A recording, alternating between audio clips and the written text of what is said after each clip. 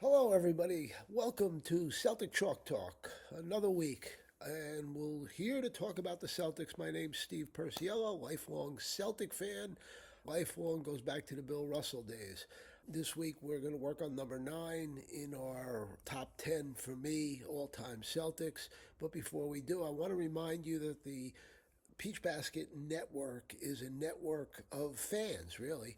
And it's an interesting network that you should take a look at because not only is the Celtic talk on, there's a number of other podcasts that are very good from fans. We're independent. Nobody's telling us what to write. We're allowed to write what we please. And some of the stuff is quite interesting and pretty good. So my suggestion would be take a shot, listen to us, listen to a few of the pods. If you like it, of course, subscribe to the site, to the Peach Basket, and go from there. But anyway, a quick thought on the Celtics, and I thought a little bit about this. I believe this is happening right now. I don't know if this team is done dealing for the season. I'm not saying I know something. I don't know if they are and if they're satisfied with what they have. I think if certain things open themselves up, they would do it. They have those 2 draft picks from Philadelphia, and they can go in a trade to even off money, meaning if you trade somebody, let's use Paul George for just argument's sake, and he's making near 60 grand, 60 million rather. If you traded him for somebody else making 60 that was a better player, those 2 draft picks could even things off. So I don't know if they're done. I just, it's a feeling I have. I think most people would say they are done, and what they have is what they will go with. I think the team they have is pretty good. I think it's better than last year's team. Mitchell Robinson, of course, coming in, Tatum playing instead of Brown. That's a wash, I guess. But I think, and the younger players with another year of experience. The problem is the division's better. Less teams are being playing for the future and tanking. So they might not equal 56 wins, but I think they can play, and it's not as bad a team as we all think. And I think ultimately we do, as I've said before, have to give Brad Stevens time to let this play out, what trades follow it, and what happens. So that's my quick thought on the Celtics. But now today I'm going to talk about my number 9 Celtic of all time. It's Sam Jones. Now, when I was a kid, I had watched the Celtics and I was amazed at Bill Russell. He just rebounded and played the middle, and nobody went to the basket. I'll tell stories about that down the road.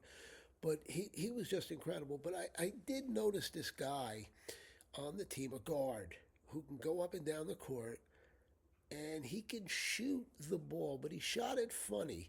He shot it off the backboard. Everything was off the backboard from 10, 15 feet in. Don't forget, no three at the time. So without the three-point shot, that 15, 20, 18-footer was welcome. And anytime it was on an angle, not on straight on from the basket, Jones would use the backboard often. And I just thought that was odd. I tried playing in my backyard and I tried to use the backboard. I never had the success Sam Jones had. But there's more to Sam Jones. Don't forget, Sam Jones had 10 titles. He is one of 3 people who won 8 in a row besides Bill Russell.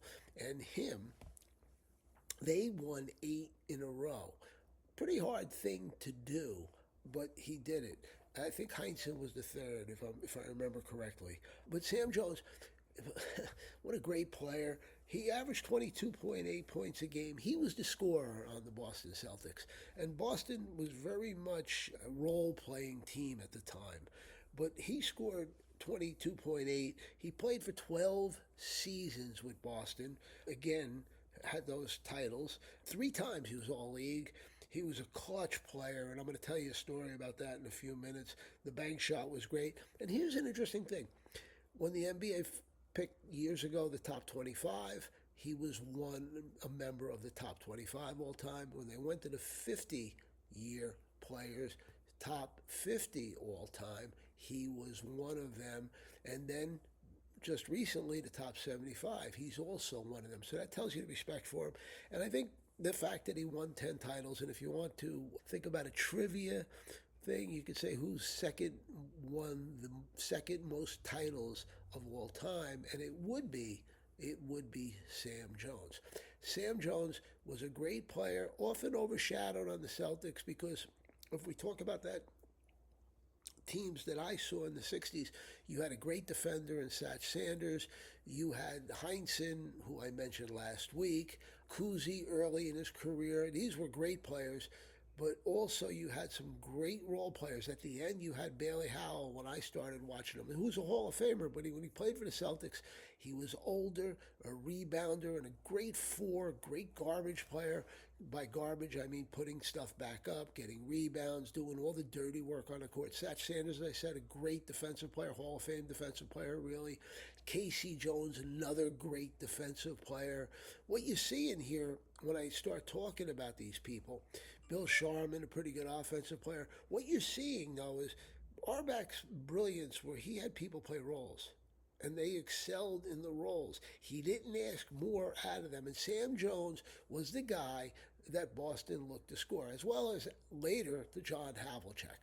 Havlicek is one of the all-time, we'll talk about him down the road, but he's just a great player. But that's a different subject at a different time. Sam Jones was great right to the end. Now, my recollections was him using the backboard. My recollections was him getting out on the break and getting open shots. And my recollections was he would go through hot stretches at times and just put the Celtics out there. Great, and defensively he was good, but don't forget he was decent. But don't forget you have Casey Jones as his partner. That's not bad. And when you have Casey Jones, you're not guarding the best scorer on the other team. So Sam Jones was able to hold his own defensively, and that was the incredible thing. Now, the thing I remember is in 1969. This was Russell's last year. Now, the Celtics struggled. They were 48-34 in the regular season, came in fourth place. You kind of thought, Russell was hurt a lot, you kind of thought it was over. It was over for Boston. And they'll play the playoffs and, it'll be done. Now, I'm a 15-year-old young man at the time. And I watched the games. Now, they weren't all on TV. And some you can get on radio, but it was more difficult in that time. We didn't have cable. We didn't have any of the things we have today. So you have to understand that. Now, we got to the playoffs in 69, and Boston went out, and they played Philly in the first round. Now, back then, oddly, the first place team played the third place team, second played the fourth, which is a little unusual. Now, Philadelphia had traded Wilt in the offseason to the Lakers. So you had Philly with Chet Walker, and who was a great player, I believe, Billy Cunningham, Luke Jackson, a tremendous rebounder, Hal Greer, a Hall of Famer. They had a real good team still, Wally Jones, and so on. But Boston went out in the playoffs. They beat Philly 4-1 or 4-2, if I recall correctly. Then they went against an upstart New York Knicks team. New York was a year away from the title. They had Walt Frazier and Willis Reed and all these people. DeBusschere, they made the trade for DeBusschere, I believe, in that year, getting him from Detroit. Bill Bradley, Cazzie Russell, Dick Barnett. They were good, and you could see they were ascending to become the best team in the league. Boston beat them in 6. Walt Frazier was great in the series, but Boston was just better, and they beat him in 6. So now they play the Lakers in the finals. Now, you have to understand, the Lakers had gone out and gotten Wilt. They had Wilt, Baylor, and West. 3 stars. Boston had Havlicek, a star. Russell, a fading star, but a great player still able to get a bunch of rebounds and not quite hold his own against Wilt, but do well against Wilt.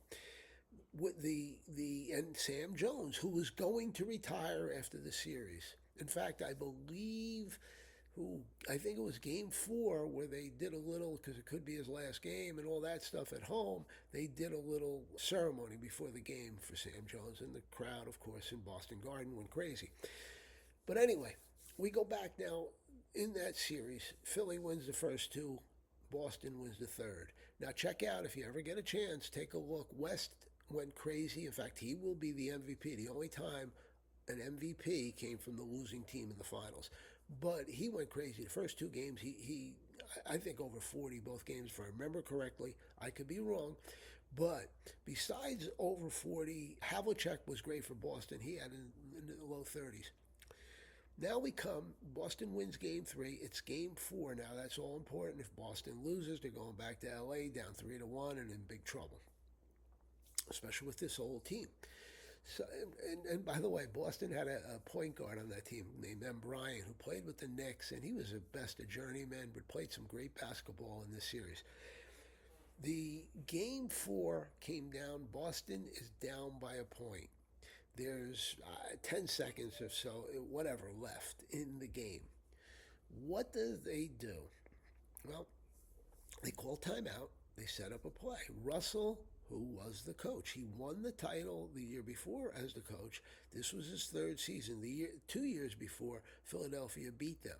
But now they're in against the Lakers.